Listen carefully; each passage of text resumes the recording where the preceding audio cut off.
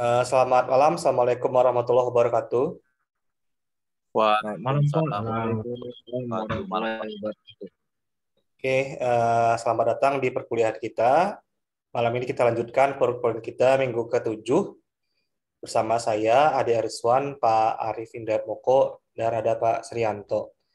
Sebelum mulai kuliah, bisa kita ini ya, eh, on kamera dulu semuanya, biar kita bisa saling bertatap muka.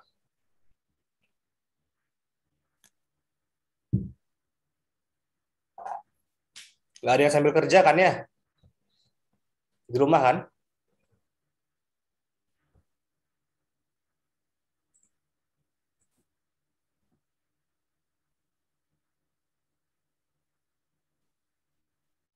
Oke, bisa di on cam semua. Oke,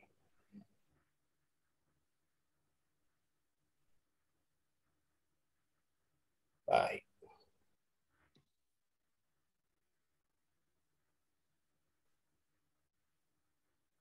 Oke,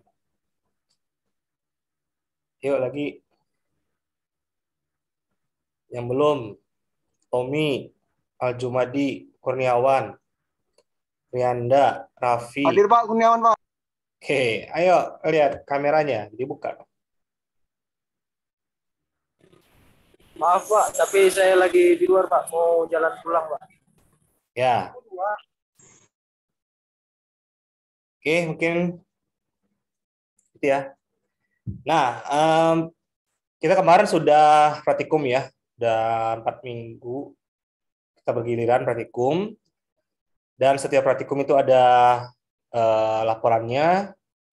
Jangan lupa laporannya ya, itu saya udah buka di learning, nanti silakan mulai dikerjakan, soalnya kalau nggak dikumpulkan nanti lupa. Dikumpulkan laporannya, karena itu masuk ini ya, masuk ke penilaian. Dan nanti kita akan lanjutkan perkuliahan kita minggu ini masih dengan teori, sesuai dengan jadwal ya. Minggu depan harusnya kan minggu pengganti ya. Kalau kita karena tidak ada libur, jadi cukup minggunya. Jadi kita nanti setelah pertemuan ini kita langsung bertemu dengan UTS ya. Nah, setelah UTS kita akan lanjutkan perkuliahan kita dengan teori lagi. Mungkin segitu dulu. Mengenai kuliah malam ini, saya serahkan ke Pak Arif Hidayat Moko agar kita bisa menyimak sama-sama materi dari beliau. Silakan Pak. Oke, baik. Terima kasih Pak Ade. Suara saya bisa didengar ya. Izin Pak, putus-putus Pak. Oke. Nanti kalau kurang jelas bisa gini ya. Baik, untuk tadi sesuai dengan info dari Pak Ade ya, jadi minggu ini kita kuliah yang terakhir ya sebelum UTS. Jadi materi yang ingin kita sampaikan malam ini sebenarnya pada dasarnya mengulangi dari apa yang sudah kita pelajari dan juga ada sedikit tambahan nanti ya dari yang berkaitan dengan ditransfer. Nah, jadi untuk materi UTS nanti berarti dari awal ya, dari semenjak awal sampai dengan malam ini. Nah, nanti untuk materinya kemarin kan sudah saya share di learning juga ya, jadi bisa dipelajari lagi nanti di learning untuk materi-materinya. Oke, langsung aja ya, saya akan share untuk materinya. Oke, bisa dilihat ya materinya ya. Sama. Halo? Bisa ya? Oke. Jadi, sebagaimana yang sudah kita jelaskan sebelumnya ya, jadi kita belajar tentang treatment proses atau proses perlakuan panas. Nah, sebelumnya sudah pernah kita sampaikan beberapa jenis dari treatment ya. Nah, di sini nanti saya akan mulai satu persatu ya, dari yang detailnya untuk Maaf, Pak. Maaf, Pak. Sinyalnya, suaranya putus-putus, Pak. Jelas.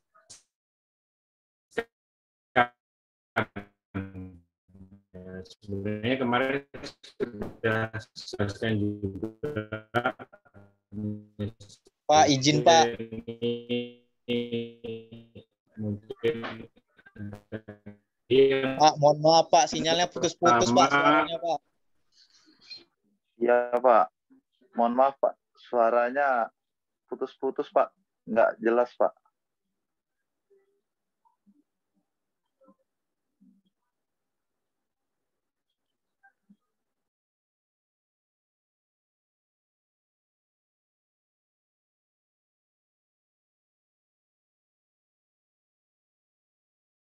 Halo, Pak.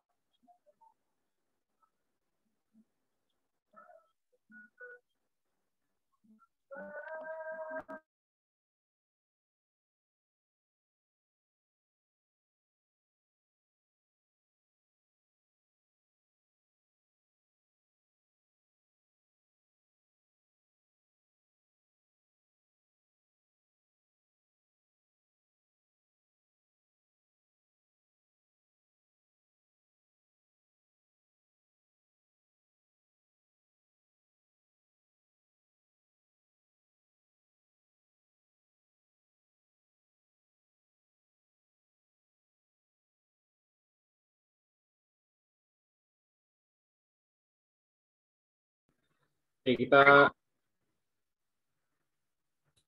lanjutkan ya. Maaf. Oke. Sekarang udah cukup jelas ya. Jelas, Pak. Jelas, Pak. Udah, Pak. Oke.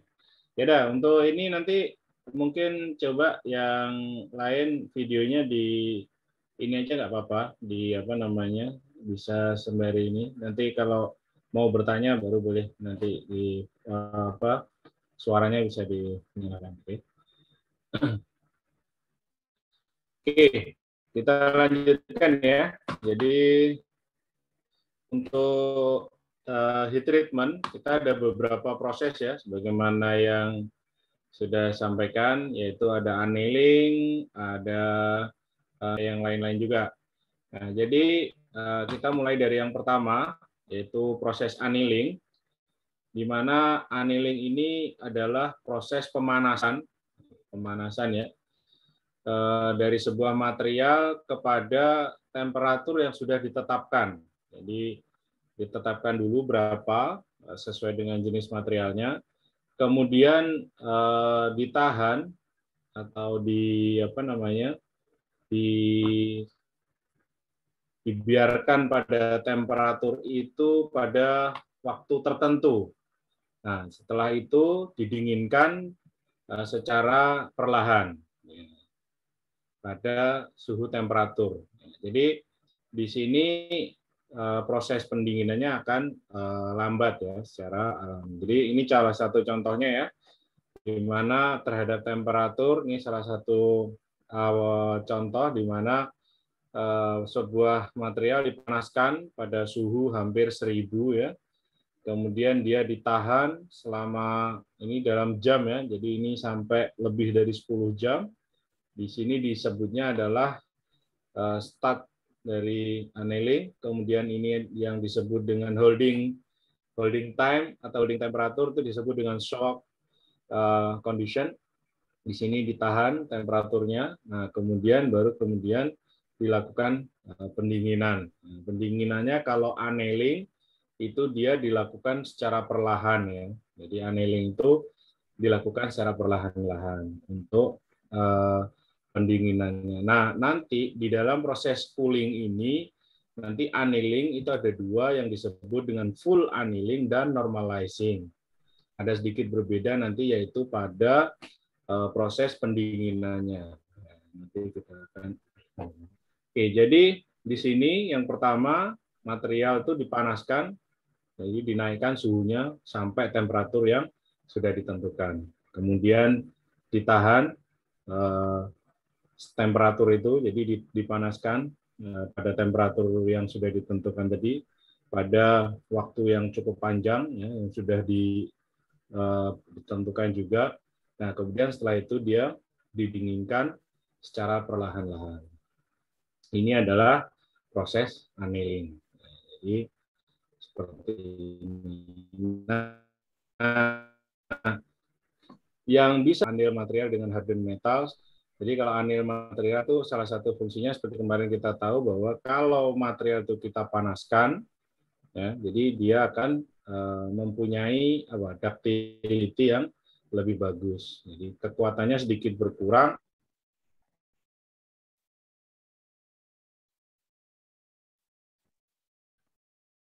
Ductility-nya meningkat.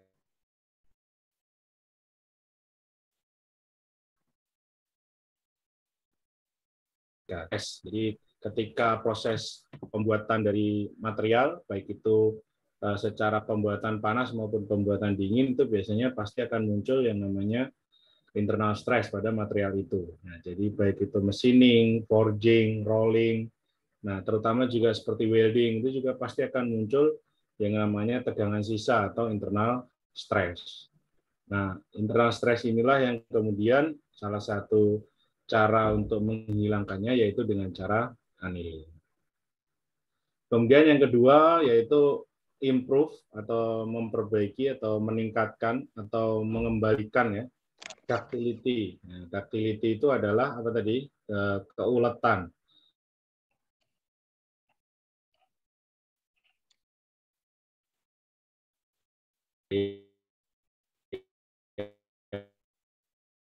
Dan juga toughness-nya, kekuatannya juga. Hasil itu maka material menjadi tidak terlalu getas, tapi dia punya kekuatan yang masih cukup bagus. Kemudian yang ketiga, enhance machinability. Maksudnya enhance machinability itu bisa di machining, jadi bisa dibentuk secara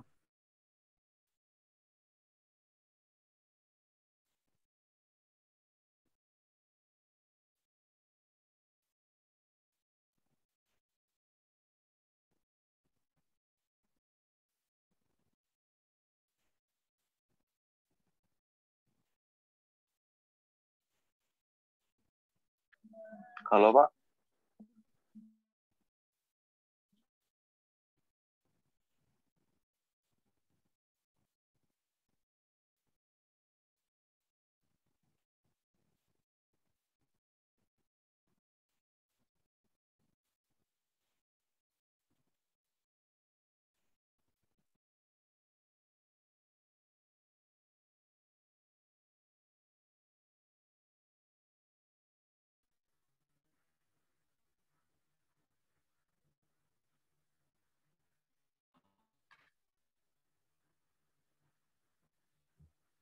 punya jaringan di tempat saya agak kurang bagus, ya. Jadi nanti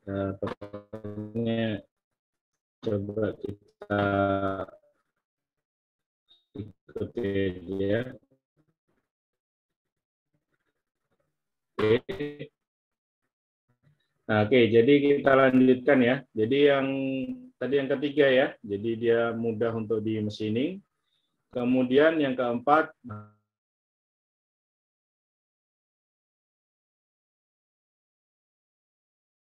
uniformity. Jadi kalau material itu dipanaskan, di annealing, itu maka dia strukturnya itu menjadi lebih seragam, lebih uniform. Dengan begitu dia terjadi pemerataan ini tadi, toughness, ductility. Jadi dia menjadi lebih merata di antara material itu. Karena kadang-kadang baik itu mungkin pekerjaan panas atau pekerjaan dingin, itu terjadi sebaran dari strukturnya itu tidak seragam. Jadi ada satu bagian yang mungkin lebih keras dibanding dengan sisi digunakan untuk itu tadi menyeragamkan bagian-bagian material, ductility-nya dan toughness-nya, hardness-nya itu menjadi lebih seragam. Jadi tujuannya seperti itu. Jadi untuk mendistribusikan lagi strukturnya. Makanya ini juga berkaitan dengan yang bagian nomor 5, yaitu refrain grain size. Itu tadi, dengan dia membuat menjadi lebih uniform, jadi menghilangkan, kan ini nomor 4 ini kan menghilangkan non-uniformity. Jadi ini maka nanti grain size atau struktur grainnya itu menjadi lebih seragam. Jadi misalnya per light, nanti per lightnya bisa lebih merata, sehingga kekuatan, ductility, dan semuanya menjadi lebih seragam juga. Kemudian yang keenam, reduce the gas content in steel. Jadi dia untuk menghilangkan itu adanya gas-gas trap yang ada di dalam besi. Jadi dengan dipanaskan maka nanti gas trap atau baik itu berupa bubble atau yang sejenisnya itu bisa dirilis ke udara, sehingga dengan begitu fusion atau grain dari structure itu menjadi lebih stabil dan tidak. Nah, di sini seperti kemarin kita sudah sampaikan, ini ada satu contoh ya. Ini contoh dari yang kemarin sudah kita lihat mengenai temperatur diagram ya. Jadi kemarin kan kita sudah ada time, kemudian temperatur. Nah, kemudian di sini nanti ada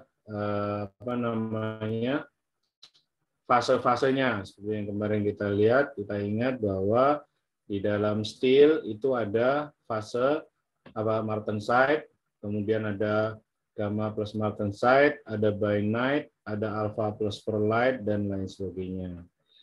Nah, jadi ini salah satu fungsi dari annealing, salah satunya adalah ini tadi, untuk menyeragamkan struktur tadi. Jadi misalnya dia dipanaskan dulu pada temperatur ya, kita tahu bahwa ini bahwa annealing itu dia dipanaskan pada temperatur tertentu, kemudian dia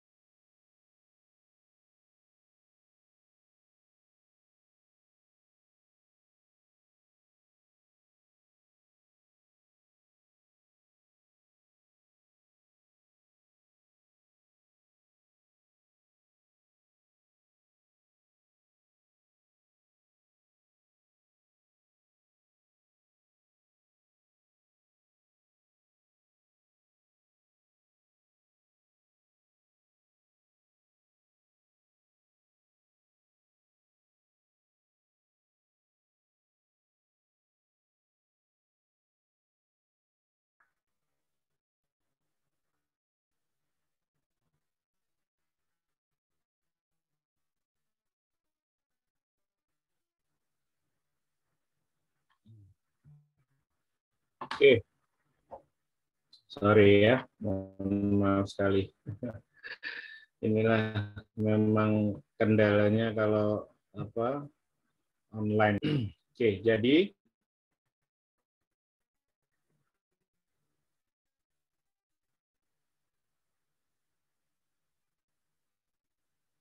nah, jadi ini bisa dilihat ya bahwa transformasi itu dimulai pada temperature time, setelah shocking temperature mulai didinginkan, nanti proses pendinginan yang berbeda, hasil akhir yang berbeda. Jadi kalau pendinginannya lebih lambat, maka nanti dia bisa menuju ke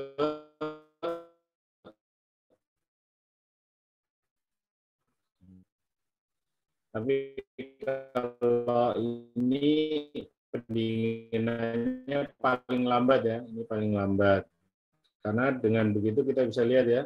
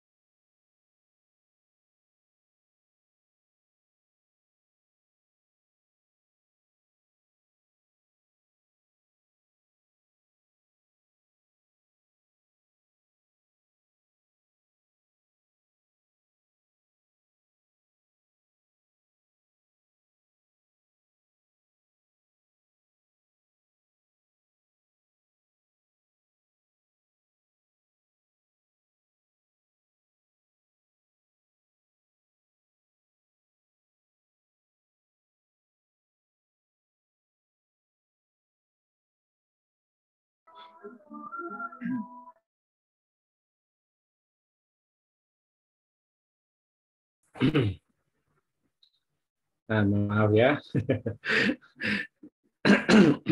Oke, jadi di sini ya, kalau kita dinginkan Martensite atau dia yang paling keras ya. Jadi kalau memberikan kekerasan yang paling pendinginan yang paling cepat.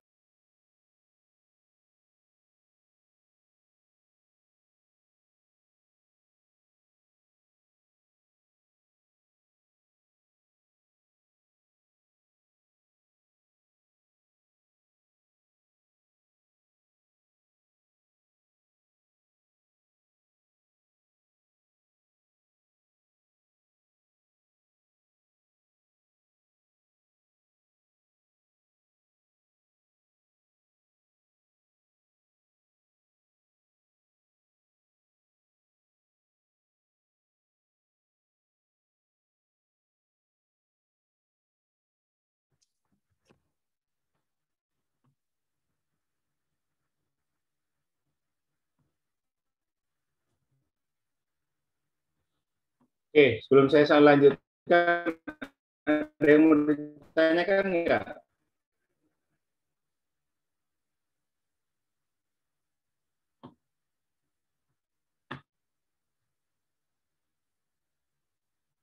Ada yang mau ditanyakan? Enggak ada? Suara saya terdengar? Putus-putus Pak. tadi, Pak. Katanya putus-putus, Pak. Ya, ya. Nah, maaf, tadi memang sempat terputus. Oke, dari sini kira-kira jelas nggak yang saya sampaikan tadi atau gimana?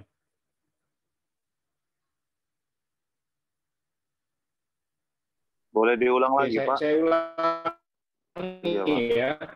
Jadi gini, ini tadi ya oke, saya ulang ya. Jadi ini diagram yang saya sampaikan ini sebenarnya adalah diagram pendinginan ya, diagram pendinginan dari proses annealing tadi. Tadi kan pada saat annealing kan kita ada pertama dipanaskan, kemudian ditahan pada suhu tertentu, Nah, kemudian dia didinginkan. Nah, di sini yang saya tunjukkan ini adalah diagram pendinginan sebenarnya. Transformation, jadi dia bilang triple tree diagram ini sebenarnya adalah temperatur time transformation dari steel atau logam ketika dia dilakukan pendinginan. Jadi ketika proses pendinginannya berbeda, itu nanti hasil akhirnya akan berbeda. Seperti yang kemarin saya sampaikan, itu ada full annealing, ada normalizing, ada quenching. Itu yang paling banyak. Yang warna merah ini ya, yang warna merah ini adalah sebenarnya adalah ini kalau dilakukan pendinginan secara perlahan, jadi sangat perlahan ya, pelan-pelan, ini kan suhunya turunnya kan pelan sekali nih, pelan, terus kemudian terhadap waktu dia hampir nggak terjadi perubahan suhu, karena dia didinginkan biasanya ini pada temperatur di dalam furnace biasanya.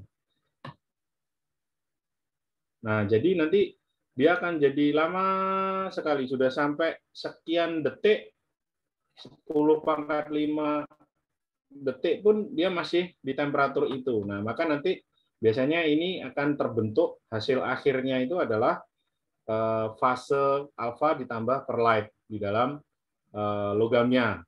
Jadi nanti kalau kalian lihat secara struktur mikronya, itu hasil akhir dari sini itu ini. Nah, kalau dia didinginkan sedikit lebih cepat, ini kan lebih cepat nih. Jadi ini lebih cepat, kemudian dia juga dibiarkan, maka ini nanti dia hasil akhirnya biasanya ini. Jadi gamma plus alpha plus perlite. Ini hasilnya. Nah, ini biasanya kalau yang ini itu umumnya terjadi ketika kita melakukan normalizing. Normalizing itu pendinginan yaitu pada suhu ruangan. Nah, yang ini paling cepat ini kan pendinginannya paling cepat nih, cepat sekali, hanya dalam waktu kurang dari 1 detik. Ini kan 1 detik ini berarti dia sudah sampai di temperatur sekitar 150-an. Nah, ini hasil akhirnya nanti martensite. Nah, ini yang biasanya proses quenching. Jadi ketika dia didinginkan secara tiba-tiba, misalnya dengan cara dicelupkan kepada air atau minyak atau yang sejenisnya, nah, dia akan menjadi martensite biasanya. Itu sebagaimana yang kemarin sudah disampaikan. Nah, ini contohnya time temperature transformation ya. Jadi yang tadi, yang paling atas tadi itu dia adalah annealing. Prosesnya disebut dengan full annealing. Di mana full annealing ini prosesnya itu benda itu didinginkan, tapi barangnya sendiri itu masih di dalam furnace.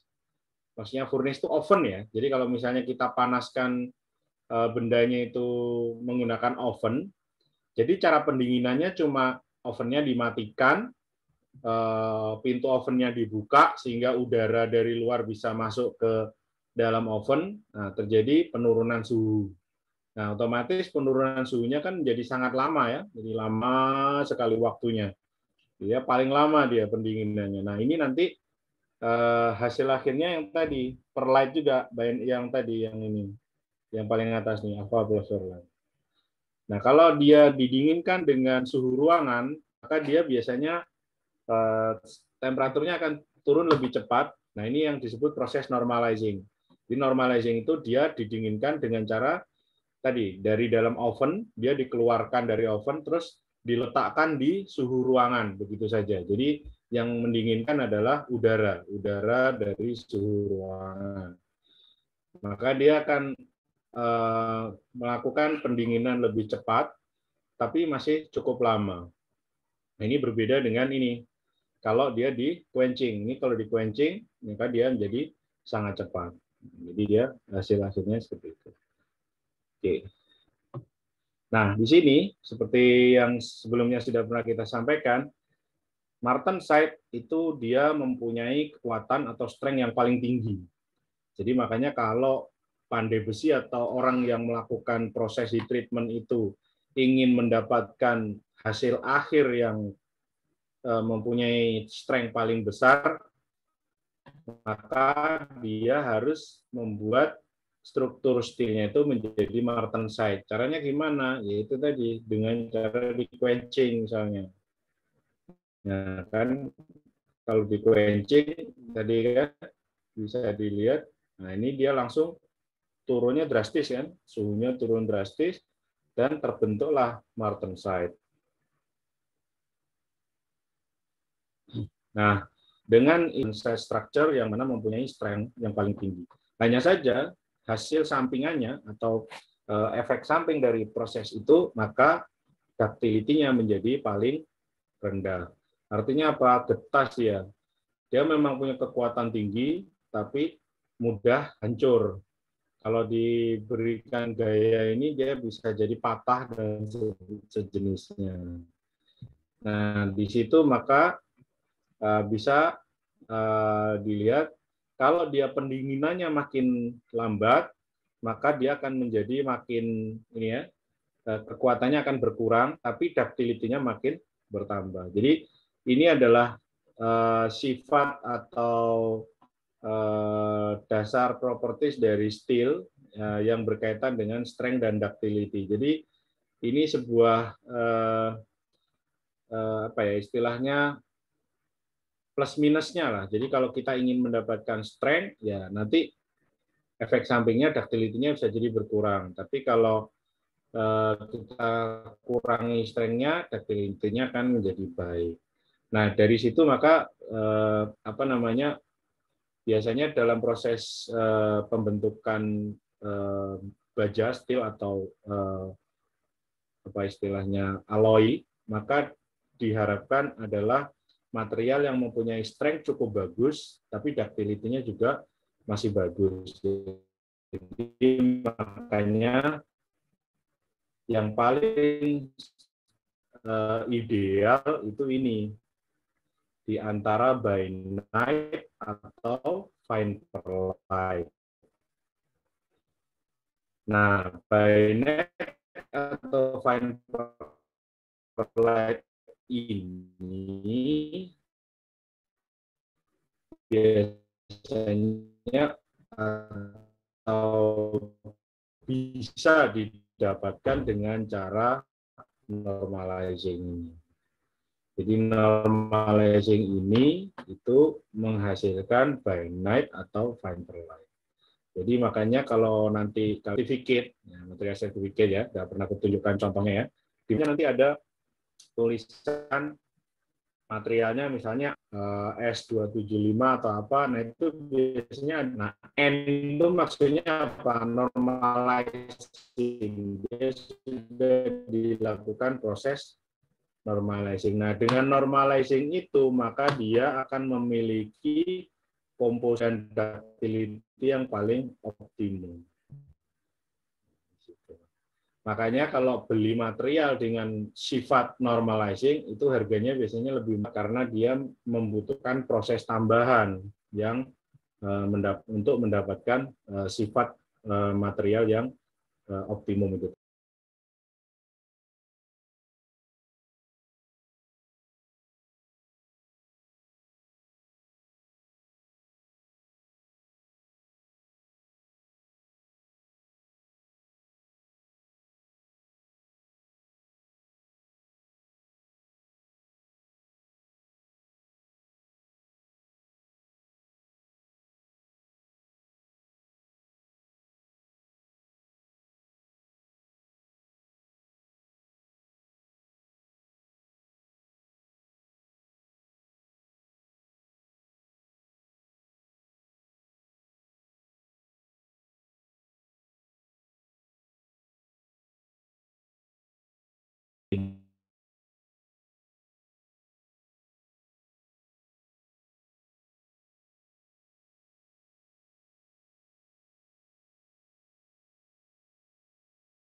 Jadi ini juga mungkin nanti yang sebagai informasi aja dari tadi kita ada diskusi juga dengan Pak Ade ya dan Pak Trianto.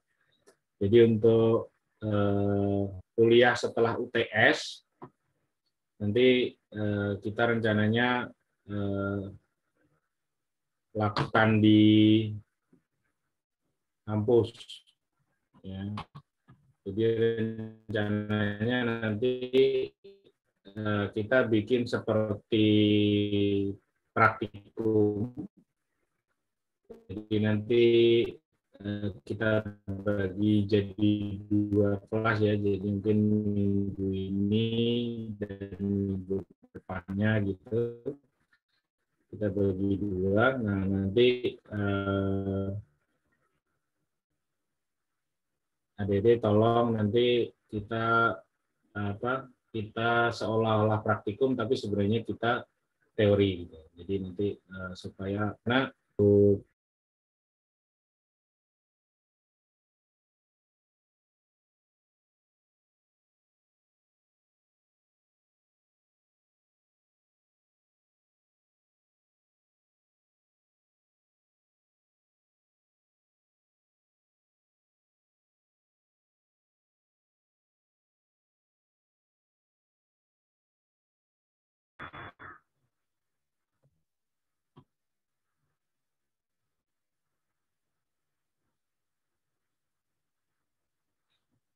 oke. Jadi itu sedikit intermezzo ya. Kita lanjutkan. Sampai sini ada yang mau ditanyakan nggak?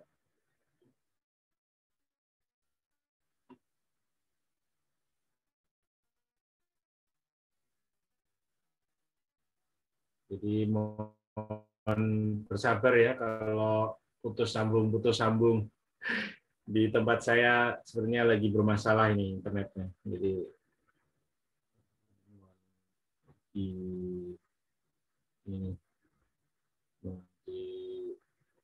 diterima. Oke, saya lanjutkan ya. Masih bisa dengar suara saya kan? Masih, Pak. Masih, Pak. Masih bisa, Pak. Halo. Oke. Masih, Pak. Oke, ya. Oke, mohon maaf. Suara saya. Oke, jadi ini ya. Jadi ini salah satu tadi ya. Oke. Kita lanjutkan ya. Jadi ini tadi ya. Kalau tadi ini salah satu contoh ya, contoh cara mengetahui ya kira-kira dari tadi seumpama ini tadi ya proses pendinginan tadi kira-kira apa hasil akhirnya. Jadi nanti kalau minta untuk melakukan checking seperti ini. Contoh misalnya iron carbon alloy, jadi alloy steel ya, dia eutectoid. Nah, masih ingat ya eutectoid ya, eutectoid itu karbon kontennya dia pakai diagram yang ini. Jadi diagramnya ini. Nah, kemudian contoh nanti di treatment apa hasil akhirnya. Nah, contoh misalnya seperti ini. Toit itu kan kalau dia dipanaskan kan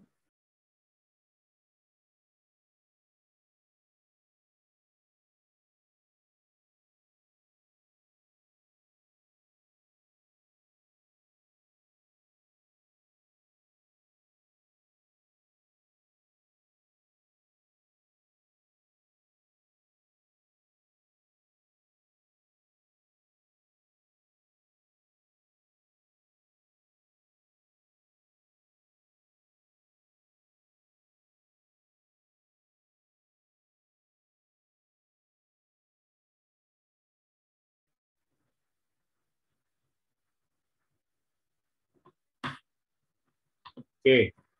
Jadi ini salah satu contoh ya untuk eutectoid. Nah, ini A ini maksudnya austenite, P ini perlite, B ini bainite, M ini martensite. Nah, jadi contoh misalnya ada karbon alloy 0,8 ini, Jadi di sini ini kategorinya seperti ini. Jadi ini austenite, ini juga austenite, ini masih austenite. Nah, ini mulai terbentuk martensite. Di sini. Nah, ini adalah fase campuran. Di sini ada fase campuran, di mana di sini ada austenite ditambah bayanite, di sini adalah perlite ditambah austenite. Yang di sini perlite 100%, di sini bayanite 100%. Di sini terhadap temperatur dan terhadap waktu. Nah, jadi ini salah satu contoh ya, contoh untuk mengetahui hasil akhir dari transformasi fase. Jadi nanti kalau misalnya ada ditanyakan di dalam soal, kalian perlu lihat ini ya. Jadi contoh misalnya ada karbon alloy dengan eutectoid composition. Nah, kalau eutectoid itu berarti berapa? 0,8. Nah, specify ini ya, nature atau hasil dari mikrostruktur akhir. Jadi dalam persentase ya, bayanite-nya berapa, martensite-nya berapa, perlite-nya berapa, dan lain sebagainya untuk alloy tadi ya, dengan proses temperatur seperti berikut ini. Jadi misalnya pertama, alloy dipanaskan pada 760 derajat. Nah, kalau 760 derajat, itu berarti dia sudah di atas eutectoid temperatur. Ya. Kalau sudah di atas eutectoid temperatur, karena dia adalah eutectoid karbon, maka dia sudah 100% austenite. Ya, karena suhunya 760. Kemudian dia dibiarkan cukup lama, sehingga semuanya itu adalah tercapai austenite structure. Ya kan? Jadi dia sudah menjadi austenitic structure. Jadi sepenuhnya dia sudah 100% austenite. Nah, kemudian nih, contoh yang pertama adalah didinginkan dengan tiba-tiba pada suhu 350 derajat. Nah, berarti dari tadi yang semula 760 itu berarti di sini ya, pada saat 0 ya, masih 0 waktunya, didinginkan ke 350. Nah, ini 350. Jadi 350 kurang lebih di sini ya. Nah, berarti dia masih 100% austenite. Nah, setelah itu dia ditahan, jadi temperatur 350 derajat ini ditahan selama 10 pangkat 4 detik. Jadi 10 pangkat 4 itu berarti 10.000 detik. Jadi sampai di sini ya. Nah, jadi sampai di sini. Nah, kemudian selanjutnya dia di quenching. Quenching itu berarti didinginkan secara tiba-tiba ya, sampai temperatur ruangan. Jadi sampai di bawah sini. Nah, jadi apa hasil akhirnya? Nah, ini. Hasil akhirnya dia adalah 100% bayanite. Kenapa? Ini tadi kan dia didinginkan jadi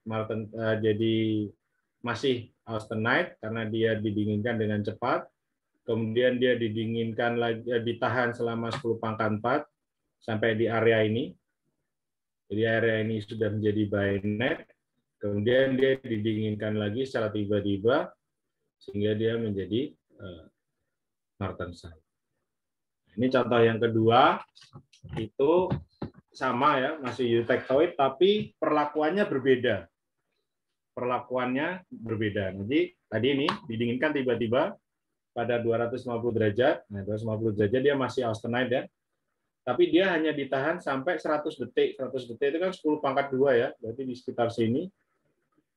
Nah, jadi sekitar situ dia masih austenite juga. Nah, kemudian dia di quenching pada suhu temperatur. Berarti apa hasil akhirnya? Hasil akhirnya adalah austenite 100%. Jadi nanti kalau ada soal atau ada pertanyaan ketika kalian ditanya transformasi fase pada karbon, ya, jadi caranya seperti ini ya. Jadi nanti dilihat di diagramnya ini. Sampai sini ada yang mau ditanyakan nggak? Jelas nggak nih penjelasannya nih? Belum Nanti ada, Pak. Kalau Jelas.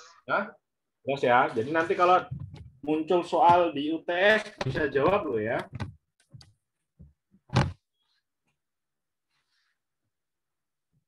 Kalau belum jelas tanyakan.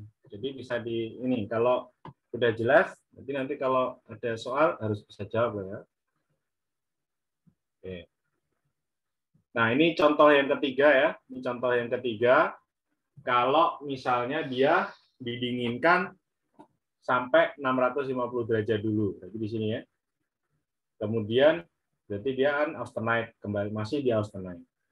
Kemudian dia ditahan selama 20 detik. Nah, 20 detik kan berarti sekitaran ini. Nah, sampai di sini. Dia di area campuran. Area campuran di mana dia 50% austenite dan 50% lagi dia adalah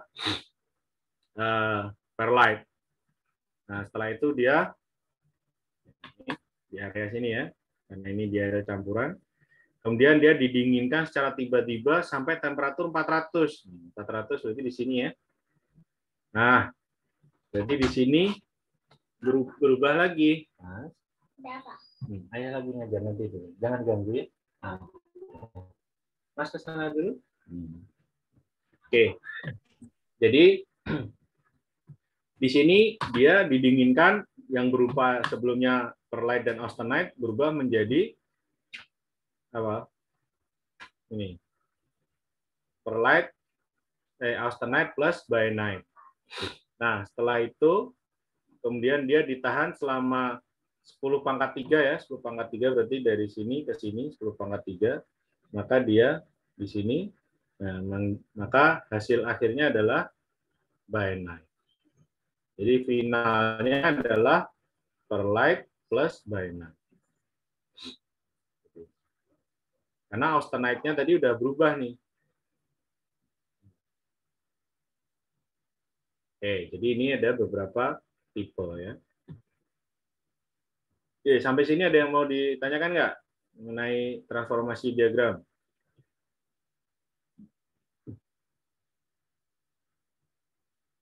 Nggak ada?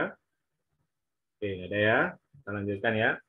Oke, jadi nah, tadi seperti yang sudah saya sampaikan di dalam heat treatment atau perlakuan panas itu ada beberapa proses.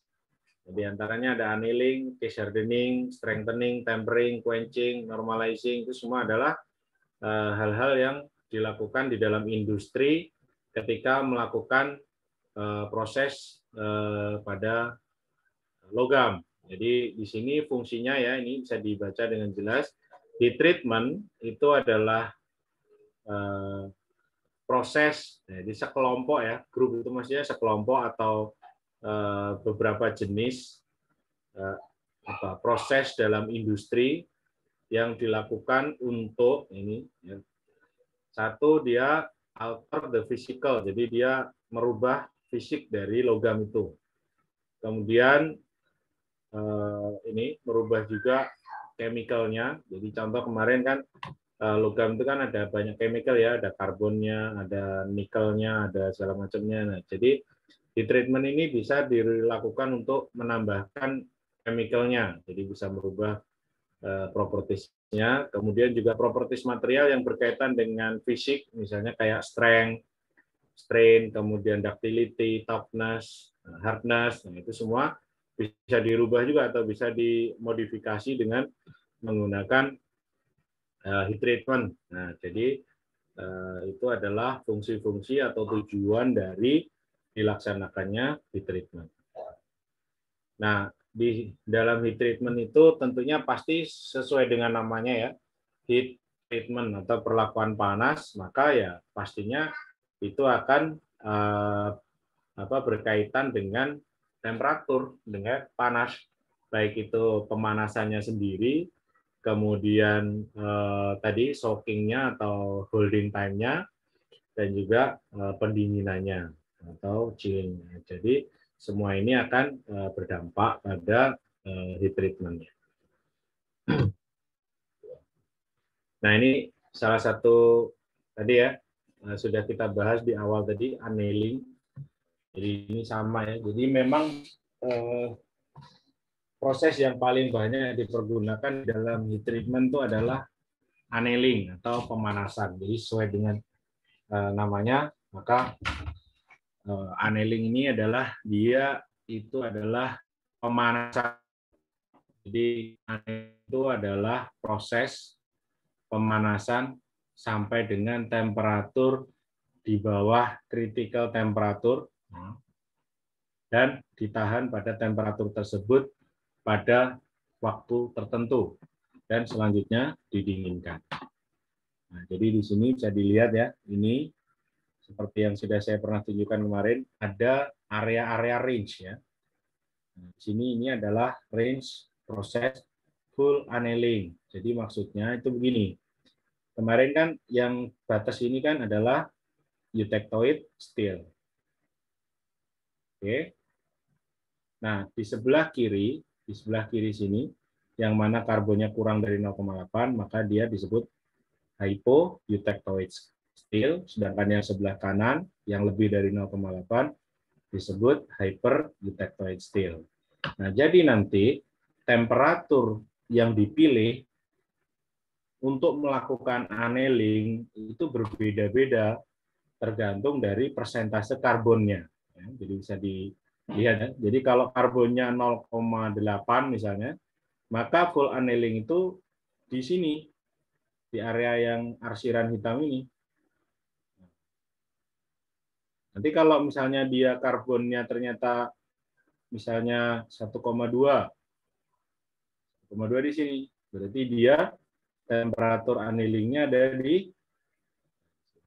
Nah, di sini bisa dilihat bahwa untuk hyper-eutectoid steel, temperatur annealing ini bisa dikatakan dalam area yang cukup seragam ya, pada temperatur yang cukup seragam, berapapun persentase karbonnya. Tapi untuk hypo-eutectoid steel yang kurang dari 0,8, maka temperaturnya ini sangat bervariasi. Jadi sangat-sangat bergantung kepada jumlah persentase karbonnya. Makanya seperti yang saya sampaikan kemarin, carbon content atau jumlah komposisi karbon dalam sebuah steel itu adalah hal yang sangat kritikal atau sangat penting, sehingga data itu menjadi data yang perlu untuk diketahui dengan benar. Karena nanti proses heat treatment itu banyak bergantung kepada komposisi dari karbon. Oke, di sini nanti itu.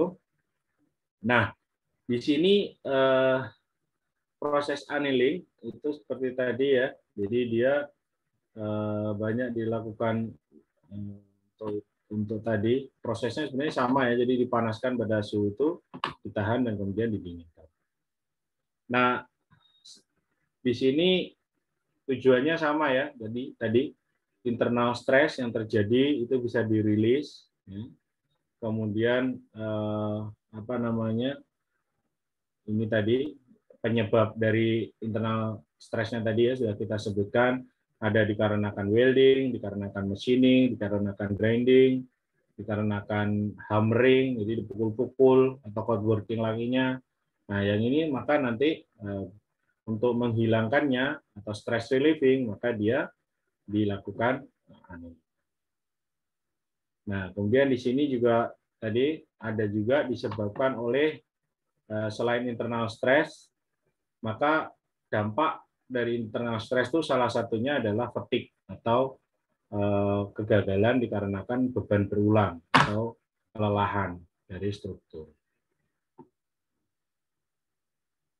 Nah, ini crack itu juga bisa terjadi disebabkan oleh itu tadi apa namanya di stress, internal stress tadi. Jadi salah satu yang bisa muncul akibat internal stress itu bisa jadi crack, fatigue dan semuanya. Nah, ini contoh. Nah, kemudian proses dari stress relieving sendiri itu nanti bisa banyak ya. Jadi bisa dia dimasukkan sepenuhnya di dalam pemanasannya, maksudnya annealingnya itu dia bisa dilakukan di dalam sebuah oven yang sehingga semua material itu dimasukkan, ataupun dia bisa dilakukan secara parsial atau lokal.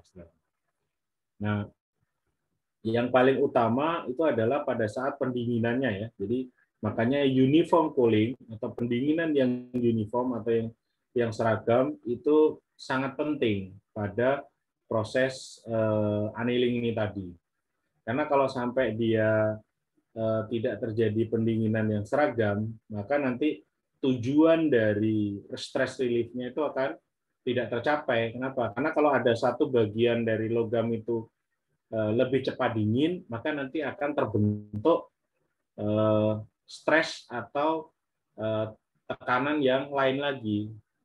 Jadi makanya diperlukan uniform cooling, jadi pendinginan yang seragam pada benda yang dilakukan proses annealing tadi. Jadi di situ. Nah, untuk temperaturnya tadi ya, temperaturnya itu tergantung dari komposisi karbonnya. Nah, tapi umumnya itu untuk karbon steel ya, untuk plain carbon steel dan low alloy itu temperatur annealing itu dibatasi pada 600 derajat Celcius. Untuk temperatur yang lebih tinggi itu biasanya untuk yang high alloy steel. Jadi kalau untuk yang low alloy itu biasanya dibatasi di temperatur 600.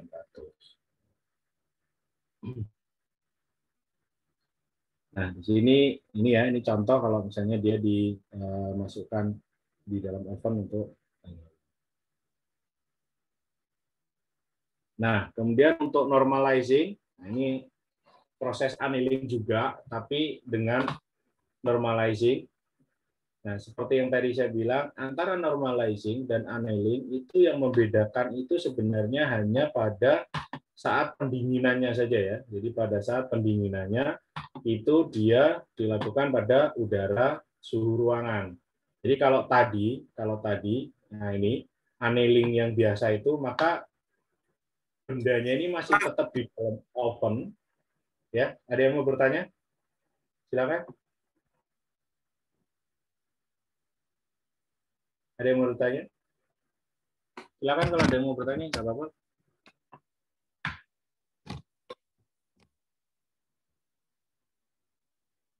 Nggak ada.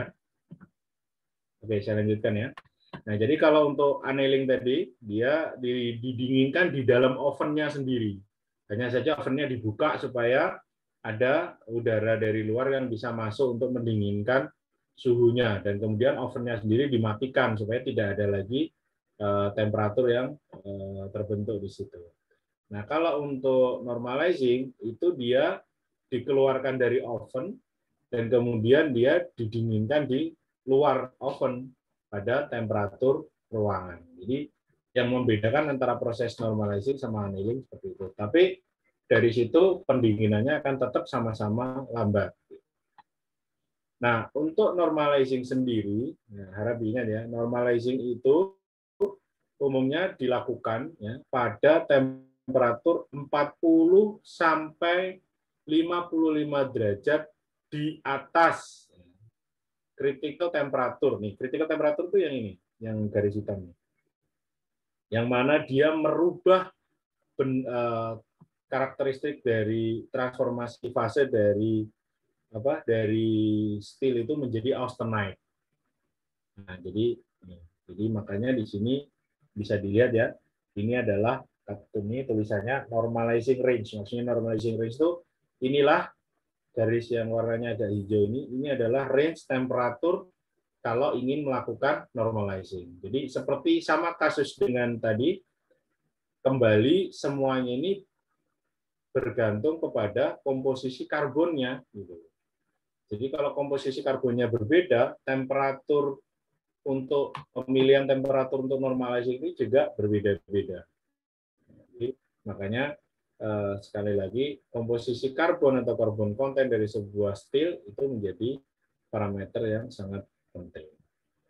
Jadi untuk proses-proses treatment itu akan sangat berdampak kepada sangat dipengaruhi oleh komposisi karbonnya. Jadi bisa kita lihat kalau contoh misalnya ini 0,2%, temperaturnya berarti di sekitaran sini. Cukup tinggi ya, di atas 800. Tapi kalau dia 0,6, nah, nggak sampai 800. Sudah bisa untuk normalisasi temperatur. Jadi untuk holding time-nya tadi ya, holding time untuk prosesnya tadi.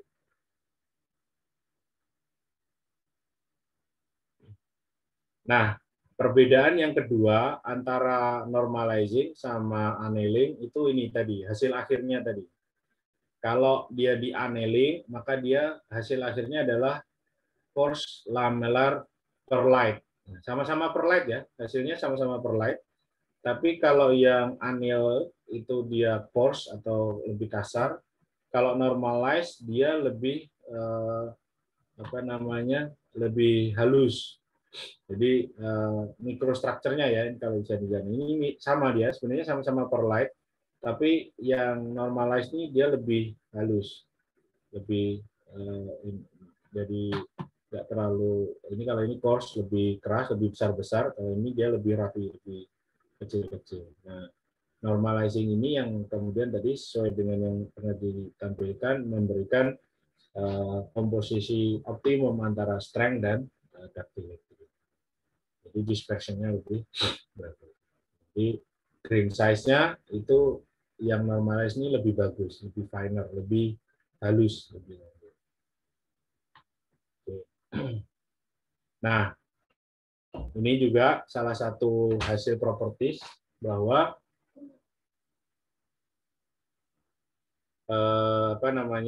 untuk normalized steel itu lebih kuat ya dan lebih keras dibandingkan yang polyanill tadi. Nah, seperti tadi ditunjukkan ya bahwa kalau polyanill tuh kekuatannya lebih rendah tapi ductility-nya lebih bagus daripada normalized. Kemudian ini untuk anil tadi itu biasanya lebih soft ya, karena dia lebih ductile ya. Kemudian ini ya, normalizing itu memberikan optimum combination dari strength dan ductility atau softness. Jadi makanya material yang dilakukan normalizing itu biasanya dia mempunyai kemampuan machinability yang paling bagus juga karena dia punya kekuatan dan ductility yang seimbang. Nah, kemudian normalizing itu ini ya sangat efektif untuk menghilangkan carbide network. Carbide network itu yang ini, carbide ini dia kaitannya nanti dengan itu tadi, kegetasan tadi. Karena dengan hilangnya itu maka dia menjadi lebih seragam. Nah, normalizing itu sering diaplikasikan pada besi ya. Itu salah satu tujuannya, beberapa tujuannya. Yang pertama untuk memperbaiki grain structure. Jadi tadi kalau kita lihat, kalau tanpa normalizing dia kan ini ya, grain size-nya atau ukuran dari strukturnya kan coarse ya, masih besar-besar, kasar. Nah, kalau begitu dia di normalizing, maka grain size-nya menjadi lebih bagus, lebih halus, dan lebih seragam. Kemudian ini sama, yang berikutnya yang berkaitan dengan tadi, karena grain structure-nya udah lebih bagus, maka terbentuklah uniform structure. Bisa dilihat ya, ini bisa membentuk uniform structure. Nah, kemudian ini menghilangkan residual stress tadi, internal stress tadi, itu juga akan hilang dengan dilakukannya normalizing dan meningkatkan kemampuan machinability atau kemampuan untuk di mesin.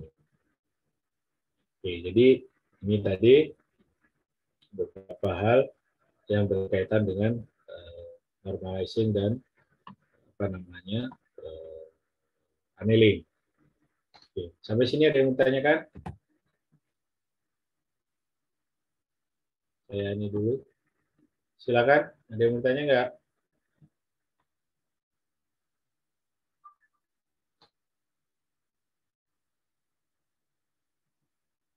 Belum ada ya? Oke, saya lanjutkan ya.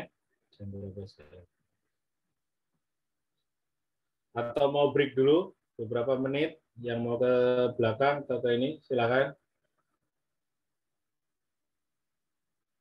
Nggak perlu. Oke, saya lanjutkan aja ya. Oke, saya lanjutkan. Masih jelas ya suara saya ya? Aman, Pak. Oke. Oke, nah jadi ini adalah proses berikutnya yaitu hardening ya. Nah, hardening di sini tujuan utamanya yaitu ini ya, dia apa namanya mengeraskan ya, sesuai dengan namanya hardening itu untuk pengerasan, jadi untuk memperkeras, jadi untuk mendapatkan kekerasan yang maksimum atau yang terbaik. Nah, jadi hardening ini di dalam heat treatment proses itu yaitu dilakukan dengan itu tadi mendinginkan secara tiba-tiba.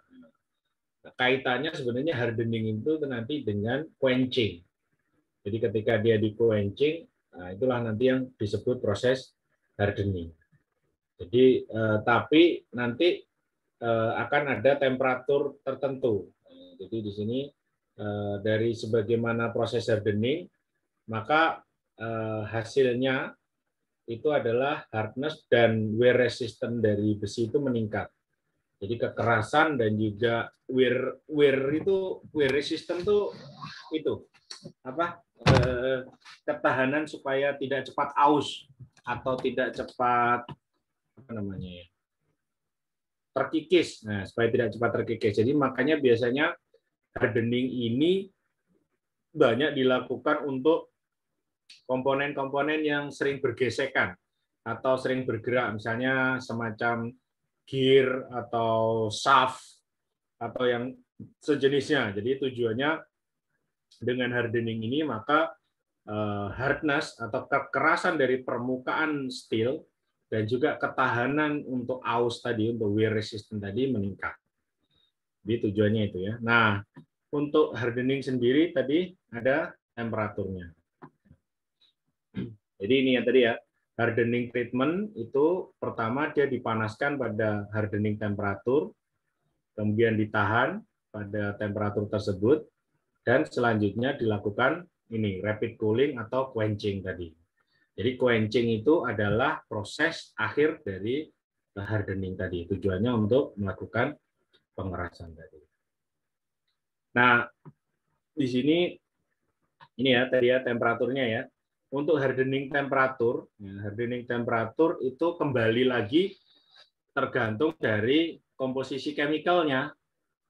Nah, jadi nanti akan dibedakan untuk hypoeutectoid. Nah, hypoeutectoid itu untuk yang temperaturnya karbon kontennya kurang dari 0,8%.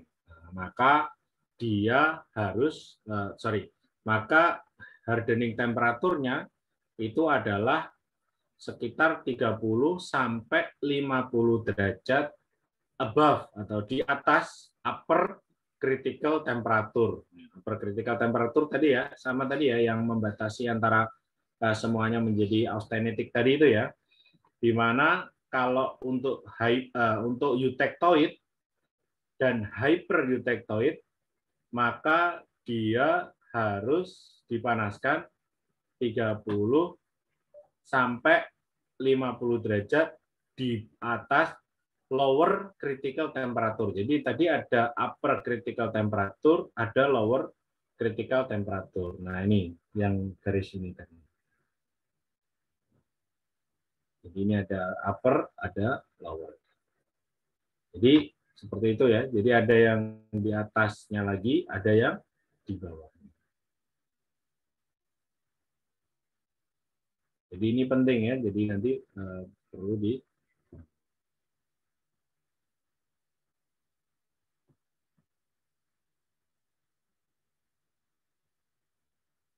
Oke.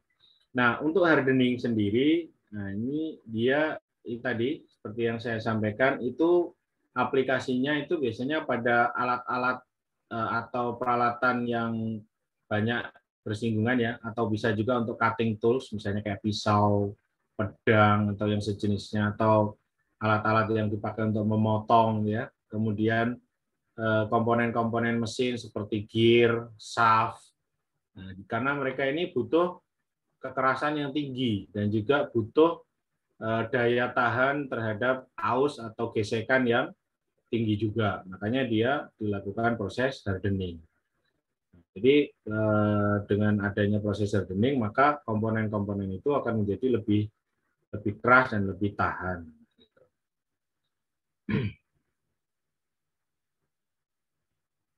Nah, hardening temperatur tadi ya, the steel atau besinya tadi itu harus dipanaskan pada optimum austenitic temperatur, jadi ya batas yang supaya dia berubah menjadi. Jadi kemudian lower temperatur itu kalau temperaturnya lebih rendah maka akan menghasilkan hardness yang lebih rendah juga, karena tidak semuanya itu berubah menjadi austenite. Tapi kalau temperaturnya terlalu tinggi, itu sebenarnya juga menyebabkan hardness-nya juga kurang bagus. Kenapa? Karena ketika dia di quenching, maka nanti dia akan terbentuk coarse grain structure. Jadi nanti makanya temperaturnya ini pemilihannya perlu dilakukan dengan hati-hati. Kemudian soaking time itu maksudnya holding time ya, berapa lama dia ditahan pada temperatur itu. Maka soaking time itu adalah untuk hardening itu adalah waktu yang cukup supaya semua struktur dari besi steel yang tadi di hardening itu bisa berubah menjadi austenite 100%. Jadi dia harus menjadi homogeneous austenite. Jadi harus di atas ini tadi. Ini kan kalau yang ini tadi temperatur austenite-nya kan ini yang hitam ini. Jadi ini adalah critical temperaturnya tadi. Nah, jadi dia dinaikkan di area sini supaya semuanya berada di austenite condition. Jadi itu menjadi soaking time harus supaya semuanya berubah menjadi austenite.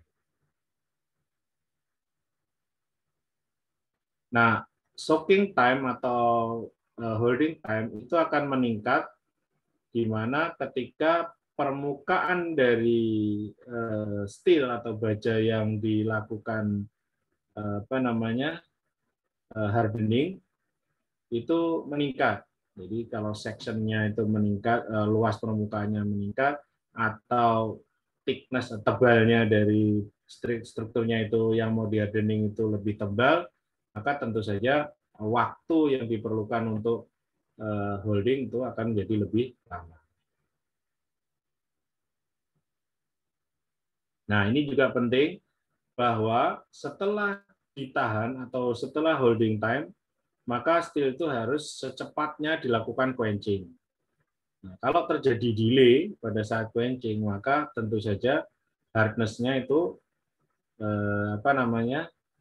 sudah akan berkurang. Kenapa? Karena kalau dia tidak segera langsung di quenching, nanti sebagian dari besinya itu sudah akan mendingin sehingga sudah terjadi partial transformasi pada austenite. Jadi ini ya, hardening itu biasanya dilakukan pada ini alat-alat ini kayak bor, terus mata pisau, kemudian nyigir, peralatan ini.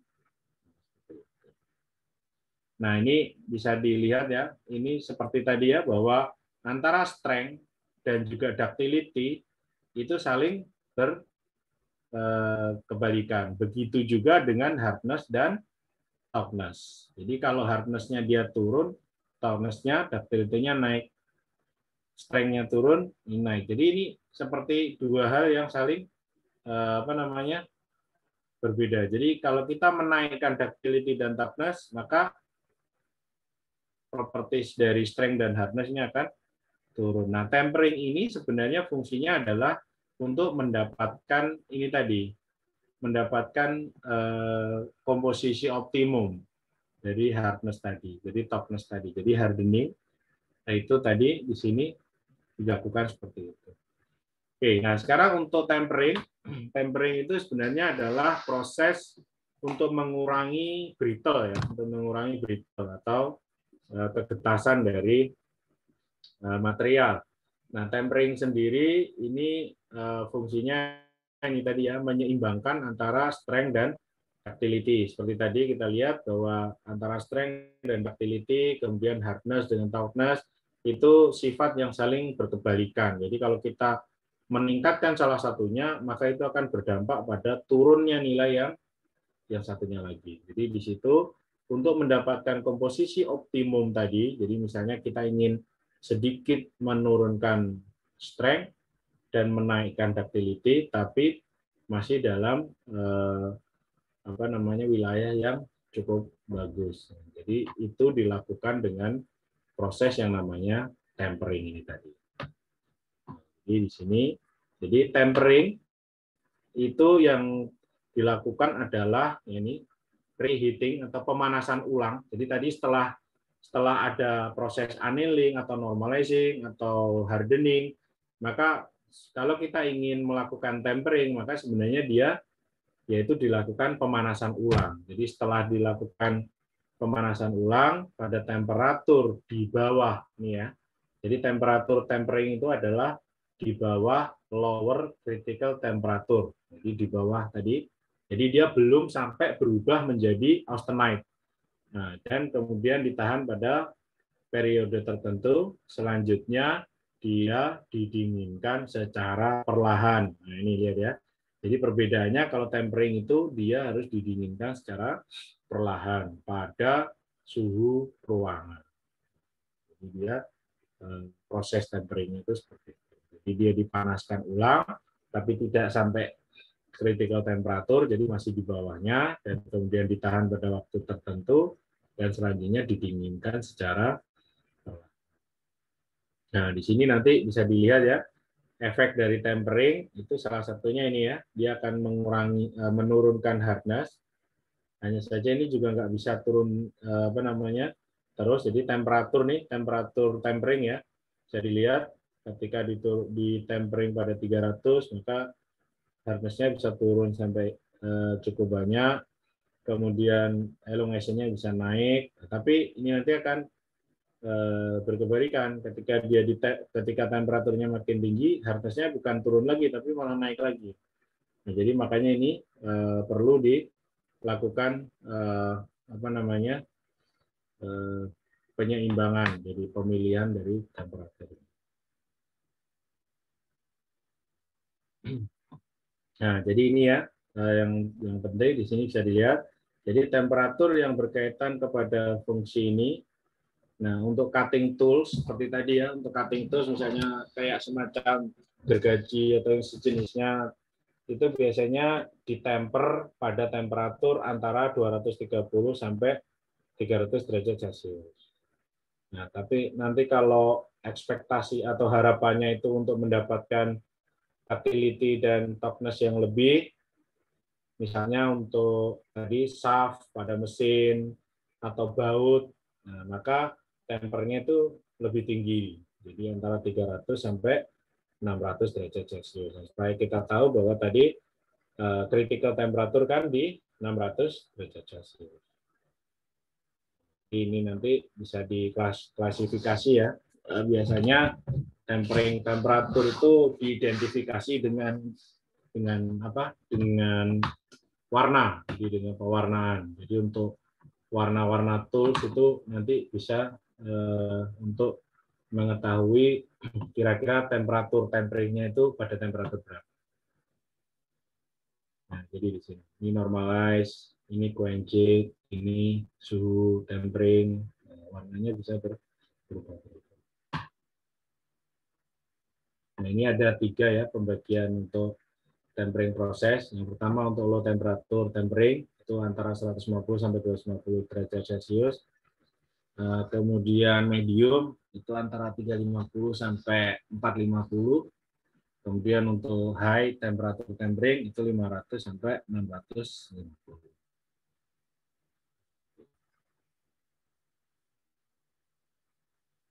Oke, sampai sini ada yang mau ditanyakan? Ini sama ya, hardenability ini hanya tadi ya, efek dari harden tadi.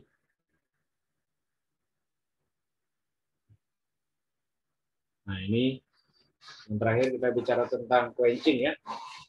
Ada yang mau ditanyakan nggak? Silakan kalau ada yang mau ditanyakan.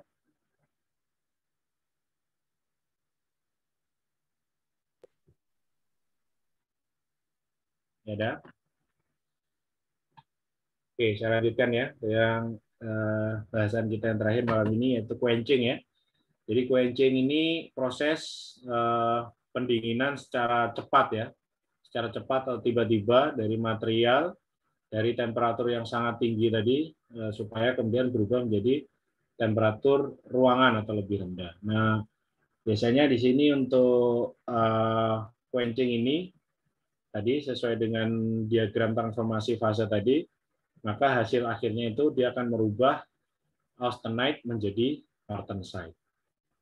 Nah, dengan hasil pendinginan tiba-tiba ini, maka yang didapatkan adalah steel yang sangat keras biasanya, ya. Keras, kuat, tapi efek sampingnya dia biasanya ductility-nya menjadi kurang atau nanti bahkan bisa dikhawatirkan menjadi brittle atau mudah pecah. Nah, di sini quenching itu ada beberapa beberapa tipe ya.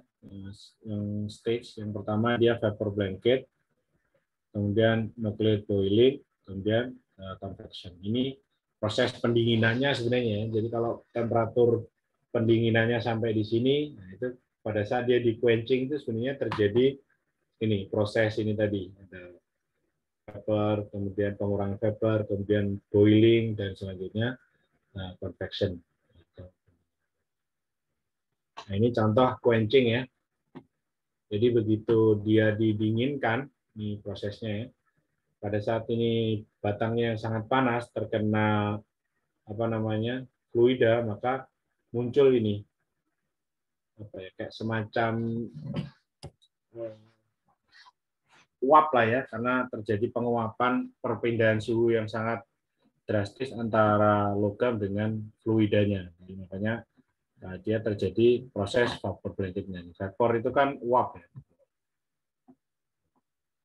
Nah, ini setelah terjadi uap tadi, ya kan, kemudian hampir terbentuk semacam lapisan ya dari uapnya tadi, sehingga fluidanya belum menyentuh. Nah, selanjutnya, ini fluidanya sudah menyentuh, maka fluidanya itu menjadi seperti air yang dipanaskan itu, jadi boiling atau mendidih. Karena tadi terjadi perubahan transformasi suhu. Transformasi panas dari logam ke fluidanya. Jadi permukaan logam ke permukaan fluidanya.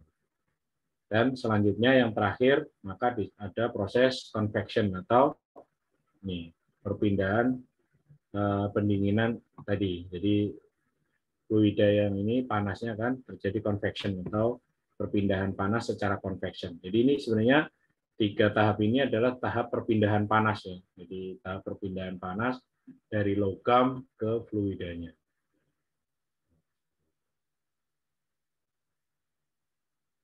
Jadi ini yang pendinginannya paling cepat.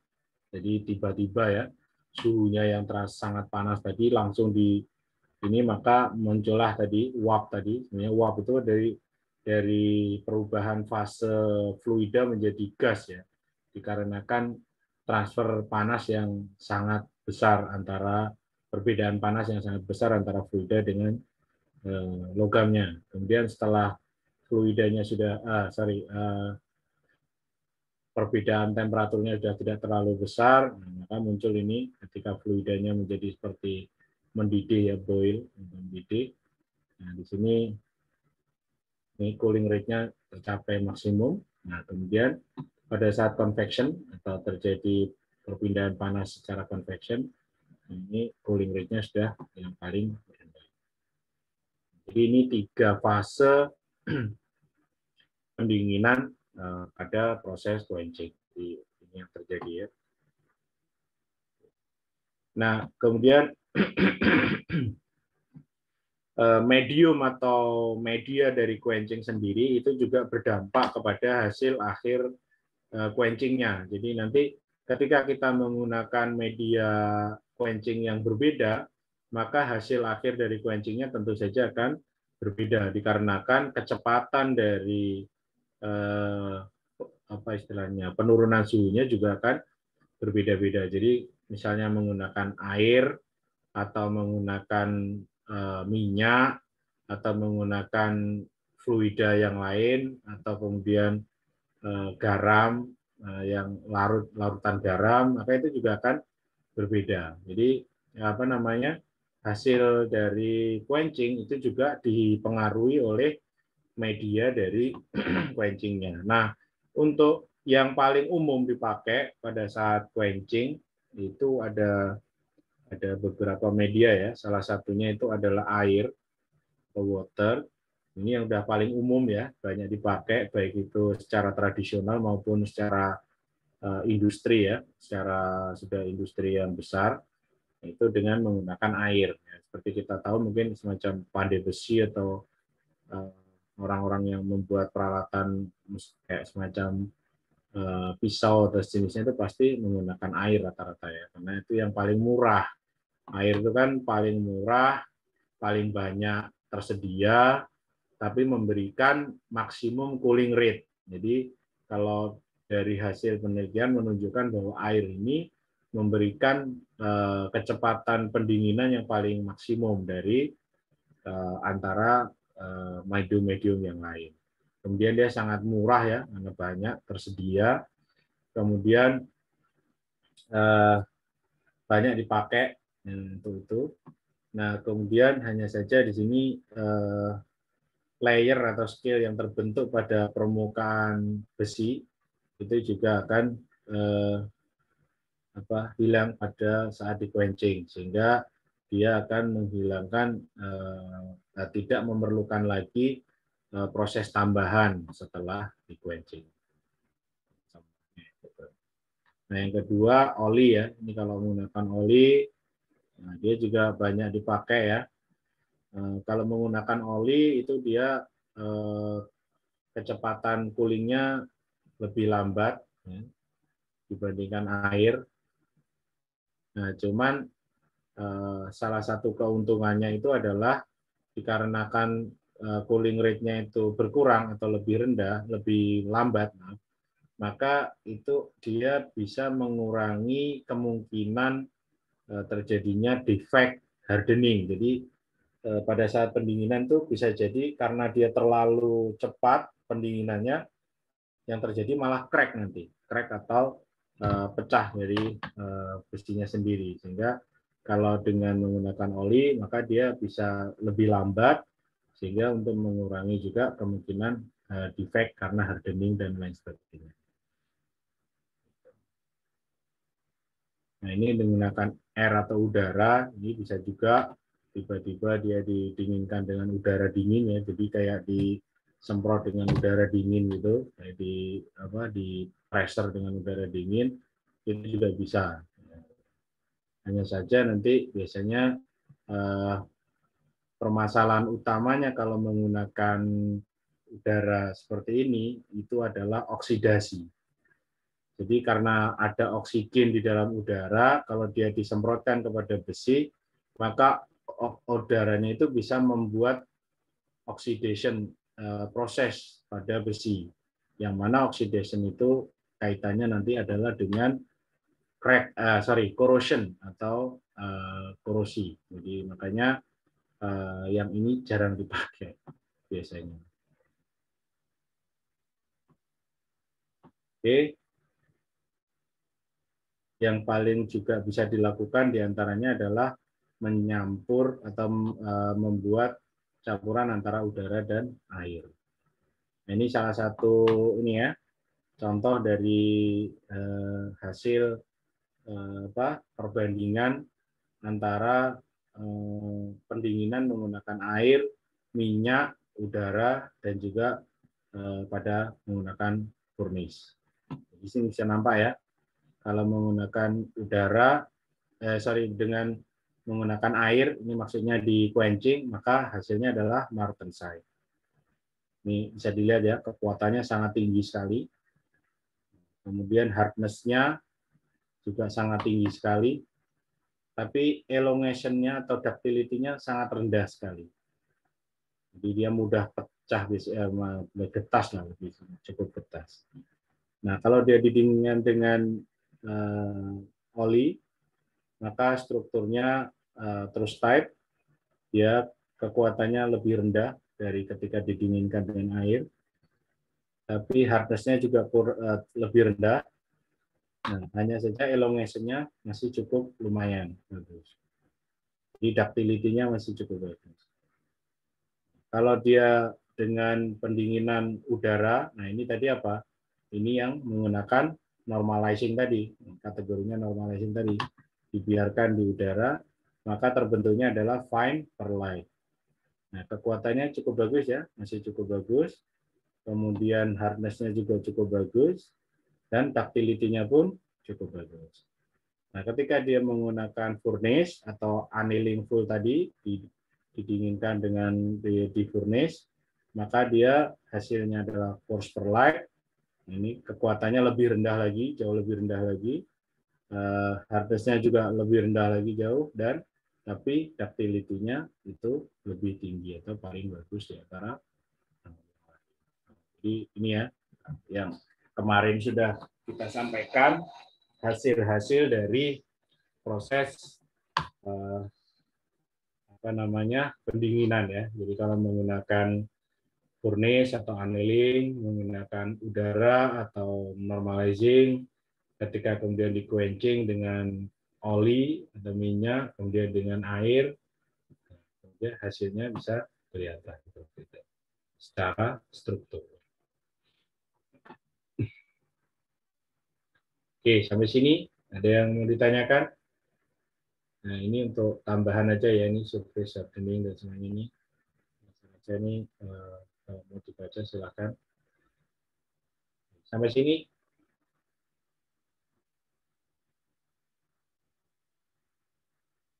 Oke, sampai sini ada yang mau tanyakan?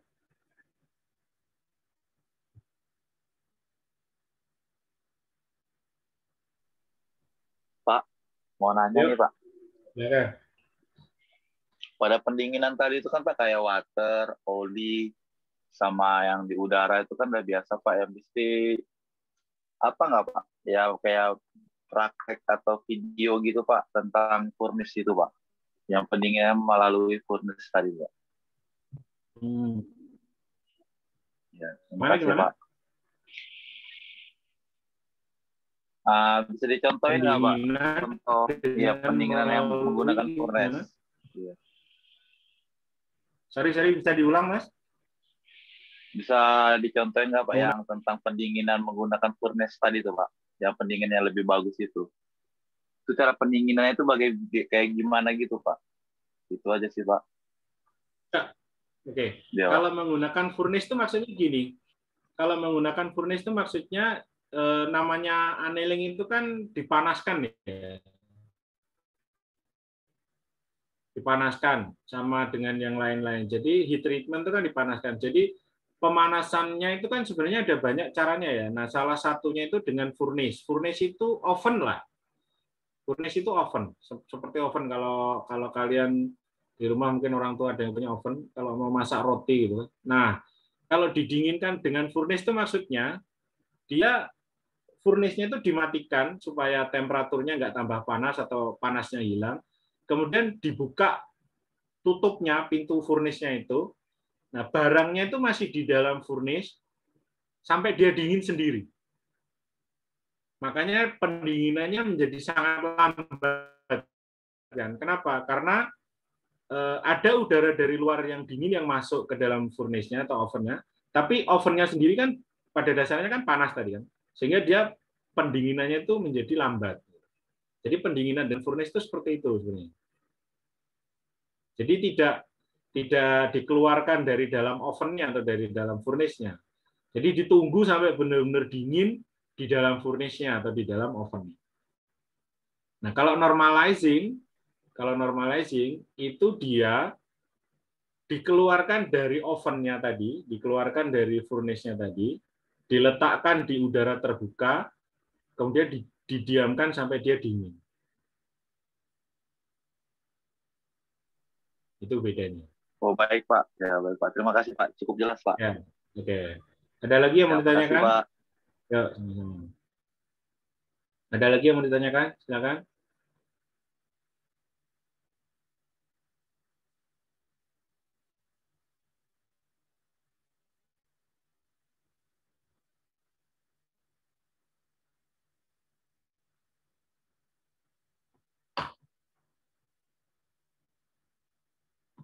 Ada?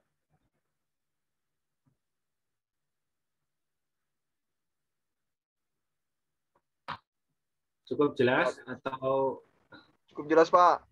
cukup jelas ya? Tadi yang awal-awal yang kepotong-potong tadi ini ya, nggak ada yang mau ditanyakan atau enggak? Coba sedikit lagi, Pak, dijelasin, Pak. Soalnya agak dipotong-potong tadi, Pak. Nah, yang mana? Yang mana? Yang depan tadi yang mana? Yang kira-kira ini? Yang masih agak itu. Boleh lihat ininya, Pak. PowerPoint-nya, Pak. Nah, sebentar ya.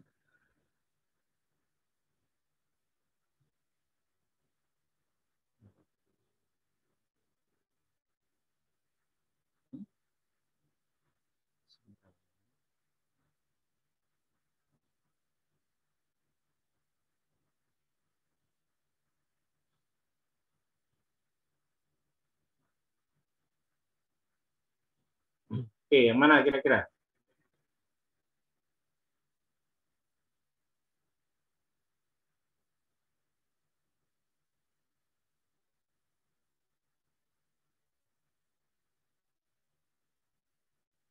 Yang mana? Atas lagi, Pak. Atas lagi, Pak.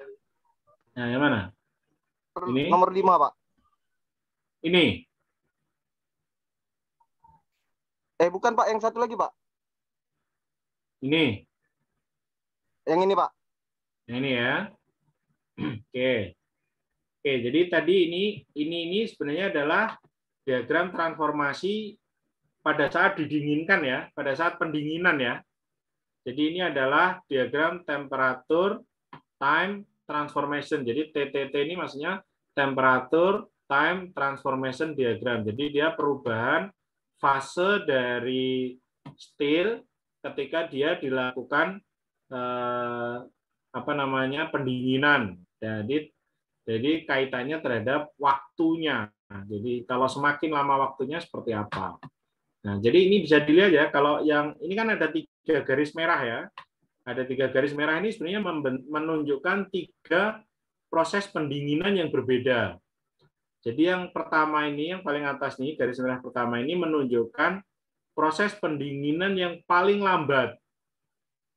Nah, ini sebenarnya apa tadi? Annealing. Yang itu tadi, yang pendinginan dengan menggunakan furnace tadi. Nah, jadi kalau menggunakan furnace tadi kan dia paling lambat kan? Kenapa? Karena dia berada di area yang panas, jadi pendinginannya akan sangat lambat sekali. Makanya ini bisa dilihat, dia hanya turun dari katakanlah ini 850 ke 650, kemudian dia bertahan lama sekali sampai 10 pangkat 4 detik itu berarti berapa? 10.000 detik itu kalau dibagi 60, berarti kan sudah ratusan menit, bahkan mungkin udah berjam-jam gitu kan, udah lebih dari sekian jam, masih di temperatur itu. Nah, ini nanti hasil akhirnya itu adalah ini perlite, alpha plus perlite. Nah, ini yang disebut dengan coarse perlite tadi. Coarse perlite. Nah, ini yang kedua, ini yang garis merah kedua, ini adalah proses pendinginan yang lain, yang mana dia mempunyai kecepatan pendinginan lebih cepat dari yang pertama tadi, tapi masih cukup lambat juga. Kenapa? Karena setelah sekian waktu, temperaturnya juga masih di sekitaran 500. Nah, dia hasil akhirnya ini adalah ini tadi. Perlite juga, tapi dia perlite-nya lebih bagus. Makanya dia menjadi fine grain perlite tadi.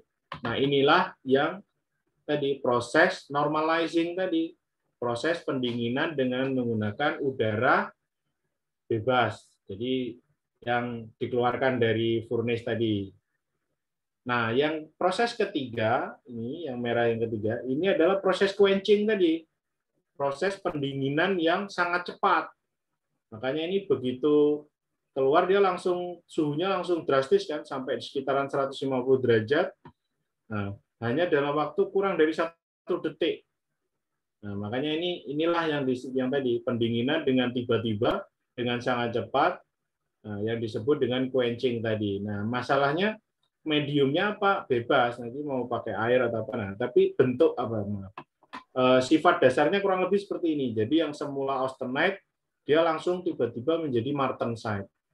Makanya dia mempunyai sifat karakteristik kekuatan yang besar, tapi ini tadi kekuatannya sangat besar, martenset ya, tapi ductility-nya paling kecil.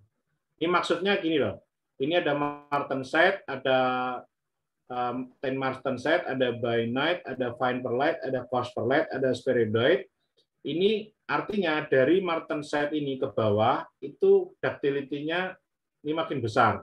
Jadi martenset ini ductility-nya paling kecil, spheroidite ini ductility-nya paling besar, makanya panahnya ke bawah.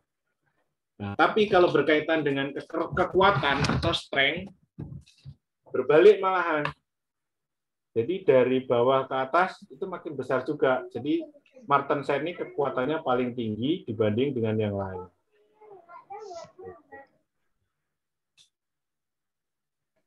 Nah, jadi ini semua ini tadi efek dari apa? Efek dari pendinginan tadi. Nah, ini ada annealing, ada normalizing, ada ini quenching. Kalau quenching ini tadi, kalau oil dia lebih lambat ya, lebih lambat. Kalau pakai air, water, dia lebih cepat lagi.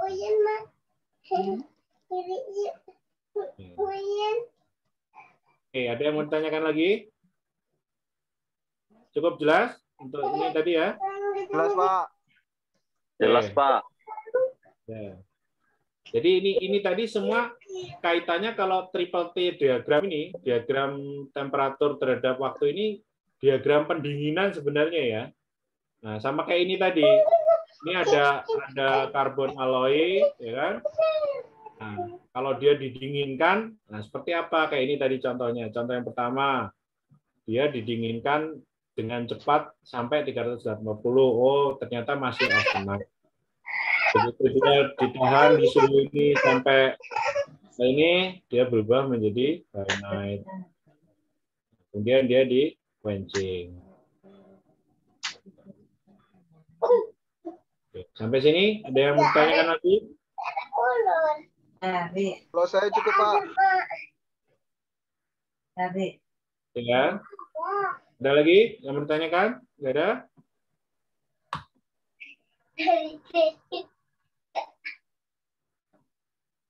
Nggak ada? Oke, jangan lupa itu mengisi absensi ya, kata Pak Ade. Siap, Absensinya Pak. jangan lupa diisi. Oke, mungkin kalau nggak ada lagi pertanyaan, mungkin untuk kuliah malam ini dari saya cukupkan ya. Saya cukupkan untuk dari saya. Kemudian untuk minggu depan berarti kita off. Nanti silakan belajar dari apa yang ada di learning.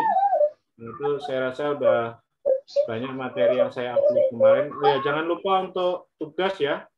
Tugas yang kemarin saya bilang di grup itu, untuk ini ya, dari materi yang tadi sudah saya sampaikan itu tolong dibaca, kemudian dibikinkan summary-nya.